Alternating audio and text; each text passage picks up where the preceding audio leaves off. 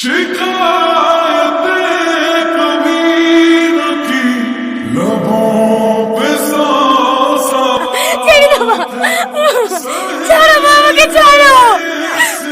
আমার স্ত্রী, ওকে আমি যেখানে নিয়ে যাবো ওকে সেখানে যেতে হবে। দরকার আবার ওকে ভিক্ষি করে খাওয়াবো, তা আপনাদের এই নরকা থাকতে দেবো না। লাগাও, আরো ভালো করে লাগাও। আমাকে কেউ বেল লেগে দেখতে আসলে রূপের পাহাড় বেরিয়ে যায়। তুই কি বলছিস বোন? আমি তো সাজিয়েইনি। চুপ কর, আমার মুখের উপর কথা। এবার যদি তোর লেগে আমার মেয়ের বিয়ে ভেঙে যায় না, অবন তো মুখ পড়ি দেবো। ব্যাগ থেকে পড়ি তো অন্য মাটাকে খেয়েছে, এখন আমাদের পিছনে লেগেছে। খালামা খালামা, বাজার করা হয়ে গেছে, এইলেন বাকি টাকা। এই যা, টনির সাথে কি ফলগুলো কাটগা। আচ্ছা দে মুখ ধুইছি, কপালে কষ্ট আছে। হ্যাঁ চ মা, হ্যাঁ তোকে সাজিয়ে দিই কি? কাঁদেন না, আপনি এবারে বড় মেয়ে হওয়ার পরেও আপনার উপরে যেভাবে অত্যাচার করে দেখি আমারই কষ্ট হয়। আজ যদি আপনার আব্বু বেঁচে থাকতো তাহলে কোনোদিন আপনাকে এইভাবে কষ্ট দিতে পারতাম না। আপনি যত তাড়াতাড়ি পারেন ভালো একটা ছেলেকে বিয়ে করি এ বাড়ি থেকে চলে যান। চুপ করো, তোমাকে আমি কাঁদতে বলিনি। বিশ্বাস করেন মা, আমার কোনো দোষ নেই। আমি শুধু চাবিটা তুলতে গেছিল। চাবি তুলতে গেছিলি? না,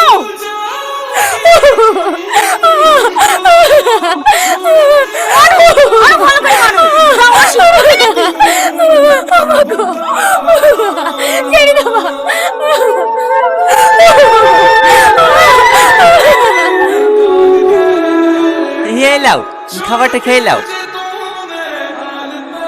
আমি জানি আমার সাথে বিয়ে হয়েছে বলে তুমি মন খারাপ করে কিচ্ছু খাওনি।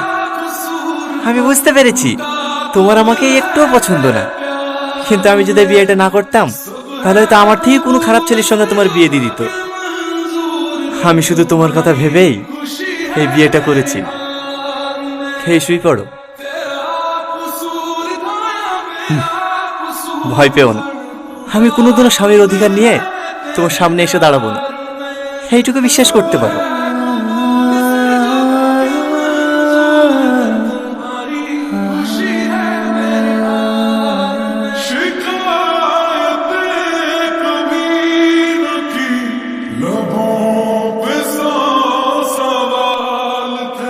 তোমাদের আসতে কোনো অসুবিধা হয়নি তো বাপ? না না মা, কোনো অসুবিধা হয়নি। আর আস্তে আস্তে ভেঙে ফেলবো নাকি? ঠিক আছে ভাই। এই ভাই কাকে বলছি? সাহেব বলবি। ঠিক আছে সাহেব। হ্যাঁ, বিয়ের পরে প্রথম শ্বশুর বাড়ি আসলা। হ্যাঁ, যতই কাজ থাক এক সপ্তাহ নিচে কিন্তু বাড়ি যেতে দেবো না বাপ। না না মা, কতদিন থাকতে পারবো না, সামনে মঙ্গলবারেই চলে যেতে হবে। একটা নতুন রাস্তায় টেন্ডার আছে, আমি না গেলে আবার পাস হবে না। ওষুধটা খেয়ে কম হলো? হ্যাঁ, একটু কম লাগছে। এই লাও, আদাতে চা করিলে আসনু, খেয়ে লাও, দেখো মাথা ধরেটা কমে যাবে। তুমি একটু আরাম করো, আজকের ও বাড়িতে কাজে যেতে হবে না। না না, ভাই এসছে, ভালো মন্দ খাবার করতে হবে, না গেলে হয়। ও আমি ম্যানেজ করে নেবো, এ অসুস্থ শরীরে আজ যেতে হবে না। কেন আমার বদলে তুমি রান্না করবে নাকি? কেন আমি রান্না করতে পারিনি নাকি? যাও সাইকেলটা বের করো, অত অসুবিধা হবে না। ওষুধ খেয়েছি তো, একটু পরেই ঠিক হয়ে যাবে। ঠিক আছে।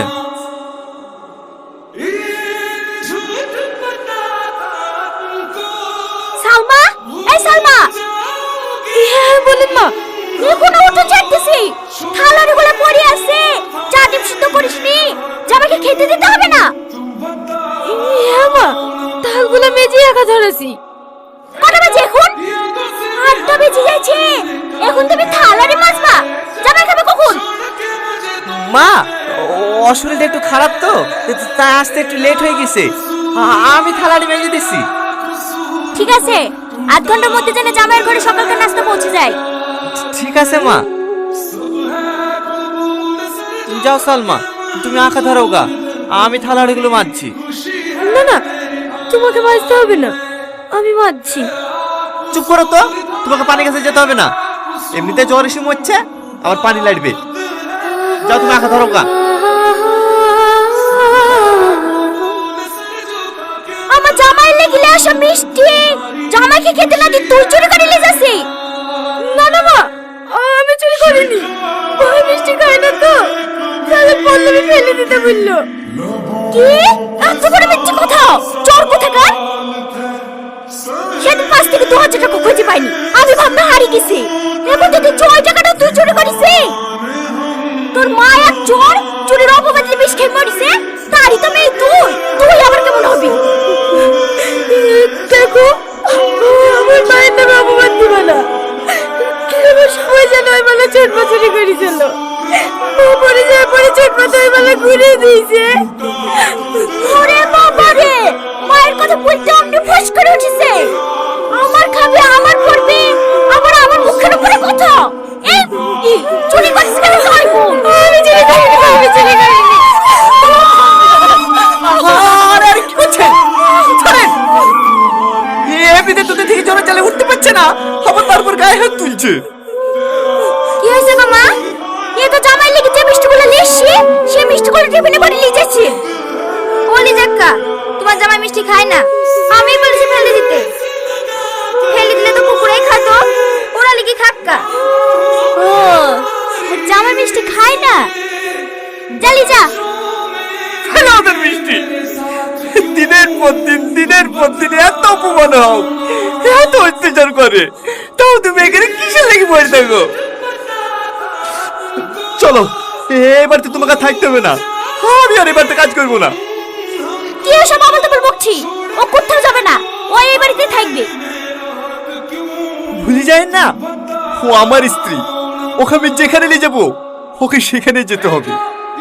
দরকার আবার ওকে ভিক্ষি করে খাওয়াবো, তা আপনাদের এই নরকা থাকতে দেবো না। চলো সালমা।